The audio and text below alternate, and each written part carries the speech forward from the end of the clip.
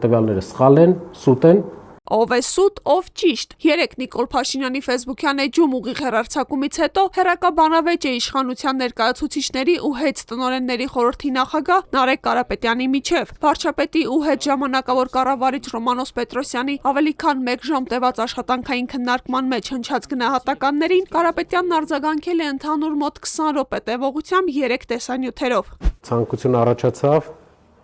ներկայացնել այլընտրանքային տեսակետը, իրականությունը,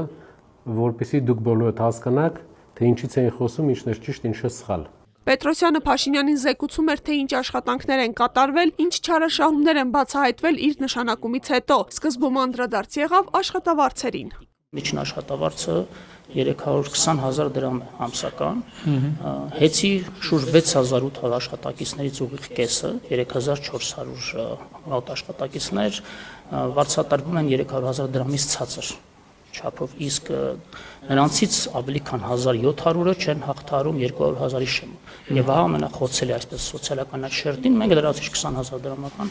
ամսական միանվագ պարգևատրումների։ Այնինչ Կարապետյանը պնդում է, հեծում աշխատավարձերի չափն իրենք չեն որոշում։ Ավելին, Սամվել Կարապետյանն իր գրպանից հեծի աշխատակիցներին վճարել է 11 միլիարդ հավելյալ աշխատավարձ։ Հեծում աշխատավարձը որոշում է հանրային ծառայությունների կարգավորող հանձնաժողովը, որը արգելում է ավելի բարձր աշխատավարձ վճարել։ Նույն բեցում, նույն աշխատավարձն է, եթե դուք այդպիսի լավ տրամադրվածություն ունեք մարդկանց հանդեպ, որ ուզում եք աշխատավարձ բարձրացրեք, բեցում ինչու աշխատավարձը նույն չափ, ինչքան հեծում, որտեվ նույն հանրային ծառայությունների կարգավորող հանձնաժողովն է որոշում։ Երկխոսության ժամանակ Փաշինյանը հիմնվելով Պետրոսյանի խոսքերի վրա արձանագրեց, տարբեր տարիների ընթացքում հեծի կողմից հավելագրումներ են իրականացվել։ Մեծ քանակի էլեկտրաէներգիայի մղվում ցանց արտադրողների կողմից, քան հաշվարկում եւ վճարվում էին վերջիններս եւ սպառողների կողմից, ընդ որում պետական եւ համայնքային ընկերությունները շատ մեծ թիվ են կազմում, ում վրա հավելագրումներ էին տեղի ունենում։ Հավելագրումների ծավալը ընդհանրական, որ ասեմ, արդեն իսկ հայտնաբերված եւ փաստաթղթավորված անցնում են մի քանի միլիոն կիլովատ-ժամ քանակները։ Միջինացված դա կարելի է բազմապատկել միջին սակագնով 50 դրամով օրինակ, մի քանի տասնյակ միլիոն դրամի յուրացում։ Գուցե հենց այս պատճառով են 2018-ից 24 թվականների տվյալները ջնջել, հարց բարձրացրեց Նիկոլ Փաշինյանը։ Հենց վարկած կարող է լինել, որ այդ տվյալների բազաներում տեսանելի եւ ապացուցելի կլինեին նաեւ հավելագրումներ եւ այլն ձեր նշածները եւ այդ տվյալների ջնջելու հետ այդ տվյալները նույնպես վերացել։ Այո, կարող ենք ենթադրել, այդտեղ կա նաեւ առաջին խախտման բնույթը ինքնին EBC կանոնի կոպիտ խախտում է եւ տվյալ փաստը հատկանշական այն է, որ ժամանակի տնօրեններն ու կառավարիչները թաքցրել հացակայից։ Մյուս թևից կրկին հակադարձում են, տվյալները կորած չեն։ Իհարկե խնդիր եղել է, խնդրից կպատմեմ, բայց ինքը մոռանում է նշել, որ ջնջվելուց հետո վերականգնվել է, իսկ վերականգնվել է նրա համար, որ իմ կողմից եղել է խիստ ցուցում եւ եղել է ծառայողական քննություն նախաձեռնված իմ կողմից, որի արդյունքում 2-3 օրվա ընթացքում վերականգնվել է։ Արդեն Փաշինյան-Պետրոսյան երկխոսության ավարտին անդրադարձ կատարվեց ենթադրյալ չարաշահումներին եւ ֆինանսական հարցերին։ Կառավարման 4 ամիսների արդյունքներով մենք ավելի քան 21 միլիոն ամերիկյան դոլարի վարկային պարտավորությունների մայր գումարներ ենք մարել վաղաժամկետ։ Կարապետյանը սակայն այստեղ եւս հակադարձում է։ Ներդրումը 2 անգամ քիչ են արել, հաստատած փողը տված մեր կողմից հատկացրած գումարներով, մեր շահույթի հաշվին հատկացված գումարներով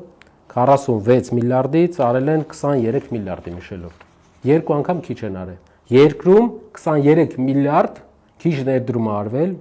որից մոտապես 5 միլիարդ քիչ հարկա գնացել։ Հարկատուների հաշվին նստել է եւս 13 միլիոն դոլար։ Ռոմանոս Պետրոսյանի նշանակում է հեծ։ 1 ժամ տևած աշխատանքային հանդիպման ավարտին Փաշինյանը գալիս է եզրահանգման, իրենց գործողություններն արդարացված են։ Էներգետիկ համակարգը ընդհանրապես կոլապսի առաջ կարար կանգնել։ Իրավացեք, այո։ Եվ մեր գործողությունների նպատակադրումը հենց Հայաստանի կրիտիկական ենթակառուցվածքը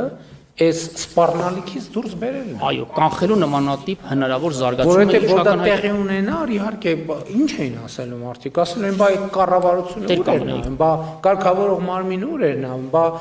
օպերատիվ մարմիններն ու իրավապահ մարմինները ուր էին նայում։ Քննչական կոմիտեն օրերս հաղորդագրություն տարածեց։ Հեցի մասնաճյուղերից մեկի տեսուչը մեղադրվում է համայնքապետարանին 1.102.000 դրամի գույքային վնաս հասցնելու մեջ։ Հարուցվել է քրեական հետապնդում խոշոր չափերով խարդախության հոդվածի հատկանիշներով։ Արդյոք Փաշինյան-Պետրոսյան երկխոսության ընթացքում հնչեցված փաստերն իրավական արձագանք կստանան։ Պարզ կլինի առաջիկա օրերին։ Ավելի վաղ 3 օր նիստ գումարելուց հետո հանրային ծառայությունները կարգավորող հանձնաժողովը 4 կողմ եւ 1 դեմ ձայներով դադարեցրեց Հեցի էլեկտրաէներգիայի պաշտման լիցենզիան։ Առաջիկա 3 ամիսներին պետությունը սեփականատիրոջ կամ ՓԲ-ի տնօրենի խորհրդի հետ կսկսի բանակցել գույքի սեփականության իրավունքի փոխանցման վերաբերյալ։ Եթե այդ 3 ամիսների ընթացքում կողմերը չգան համաձայնության, ապա դրանից հետո պետությունը կարող է գերակաշահի իրավունքով վերցնել այդ սեփականության իրավունքը։ Փաշինյանն էլ 3 հայտարարեց, երկու տարբերակ են դիտարկում։ Հեցը լինում է պետական սեփականություն եւ կառավարվում է պրոֆեսիոնալ ընկերության կողմից, երկրորդ տարբերակը նոր ներդրող գտնելն է, սա կկիրառվի այն դեպքում, եթե հնարավոր չլինի առաջինը։